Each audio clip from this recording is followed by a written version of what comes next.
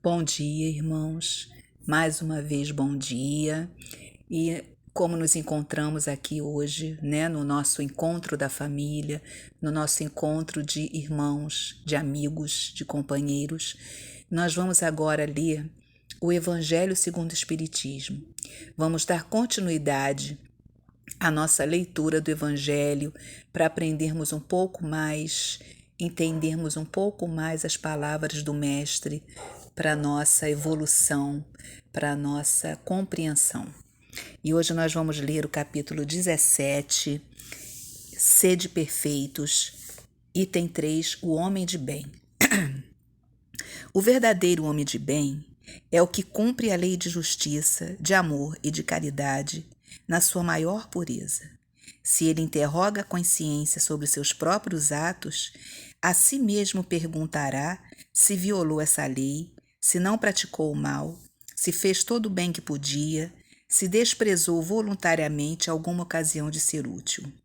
Se ninguém tem qualquer queixa dele.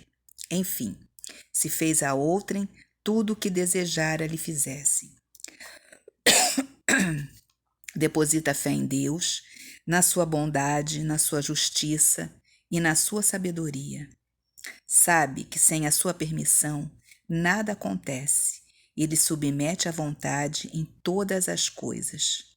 Tem fé no futuro, razão porque coloca os bens espirituais acima dos bens temporais.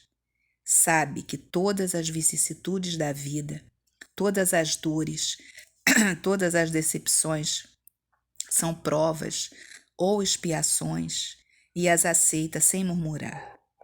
Possuído do sentimento de caridade e de amor ao próximo, faz o bem pelo bem, sem esperar paga alguma. Retribui o mal com o bem. Toma a defesa do fraco contra o forte e sacrifica sempre seus interesses à justiça. Encontra satisfação nos benefícios que espalha, nos serviços que presta, no fazer ditosos os outros, nas lágrimas que enxuga, nas consolações que prodigaliza aos aflitos. Seu primeiro impulso é para pensar nos outros antes de pensar em si. É para cuidar dos interesses dos outros antes do seu próprio interesse.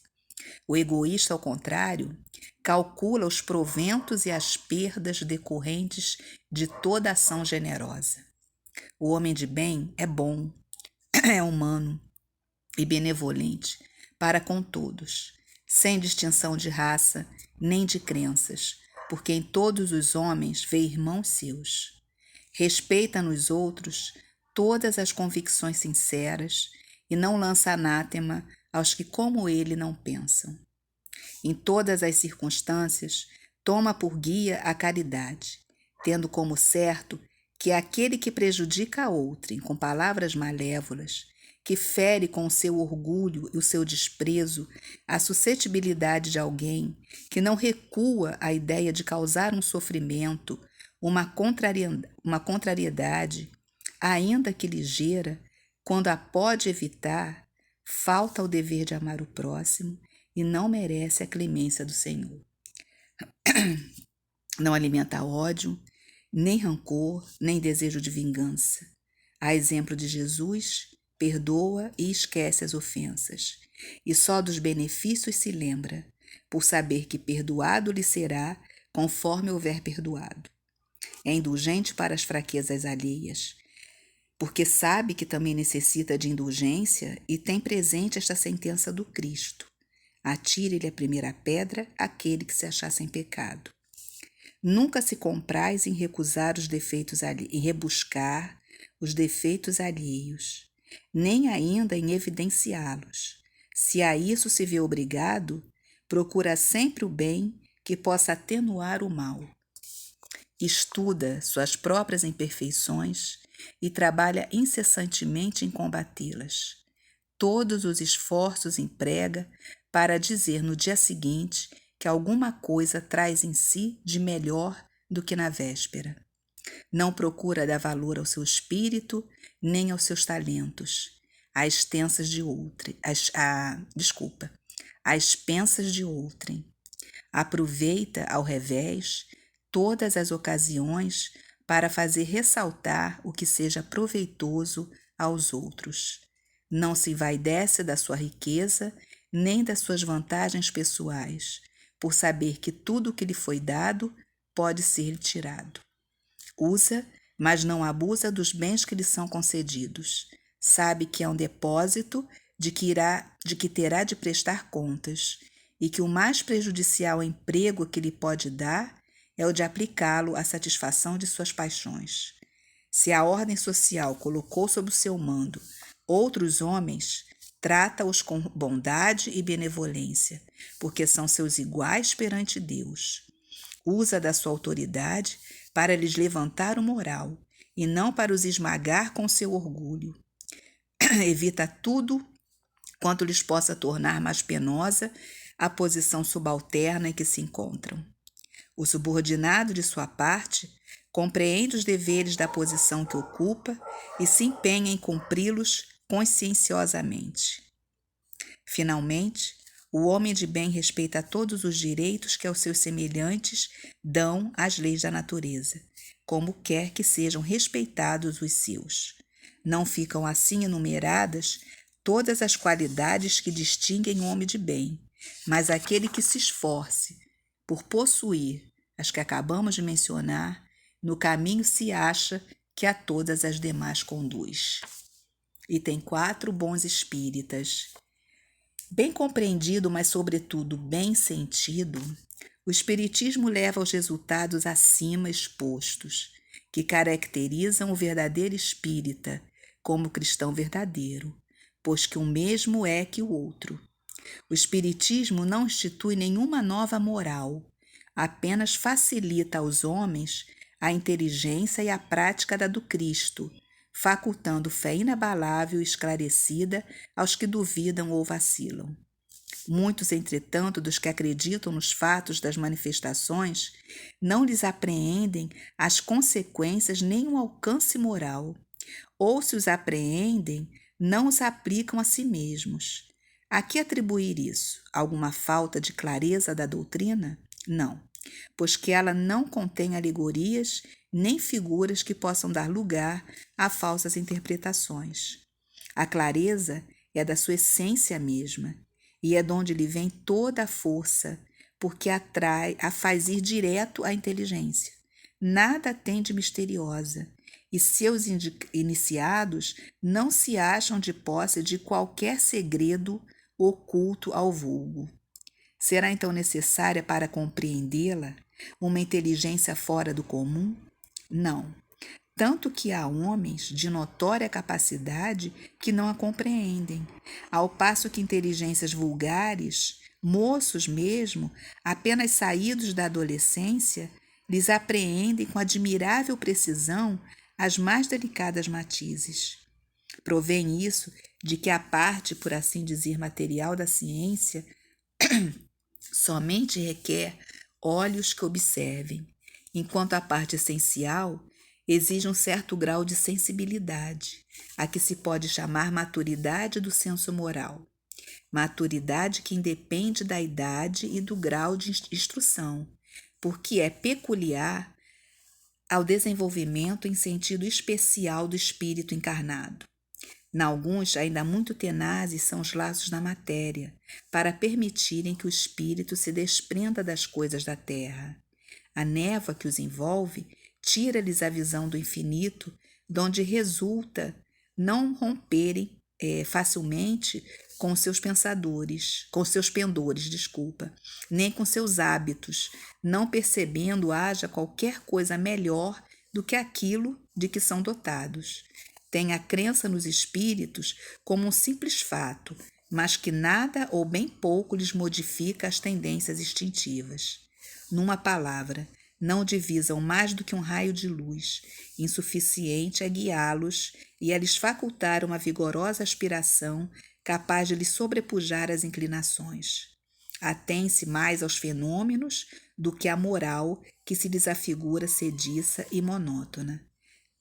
Pedem aos espíritos que incessantemente os iniciem em novos mistérios, sem procurar saber se já se tornaram dignos de penetrar os arcanos do Criador. Esses são os espíritos imperfeitos, alguns dos quais ficam a meio do caminho ou se afastam de seus irmãos em crença, porque recuam ante a obrigação de se reformarem, ou então guardam as suas simpatias para o que eles compartilham das fraquezas ou das prevenções. Contudo, a aceitação do princípio da doutrina é um primeiro passo que lhes tornará mais fácil segundo noutra existência. Aquele que pode ser com razão qualificado de espírita verdadeiro e sincero, se acha em grau superior de adiantamento moral. Os espíritos que nele domina, de modo mais completo a matéria, dá-lhe uma percepção mais clara do futuro.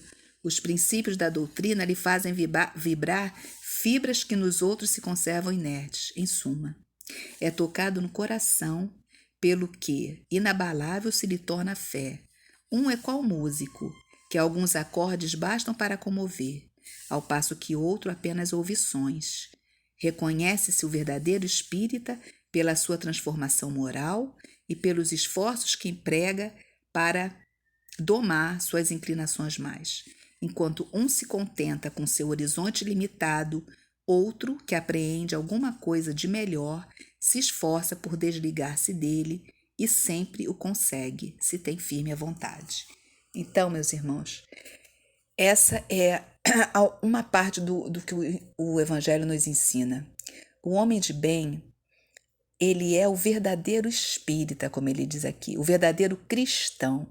É aquele que já consegue seguir o que Jesus deixou, né? Como ele diz aqui, ele prega a justiça, ele não se importa com ele põe à frente dos interesses dele os interesses de outrem. Ele não é egoísta, ele não é orgulhoso, ele tem uma fé inabalável, ele confia no Criador, ele aceita o que lhe vem.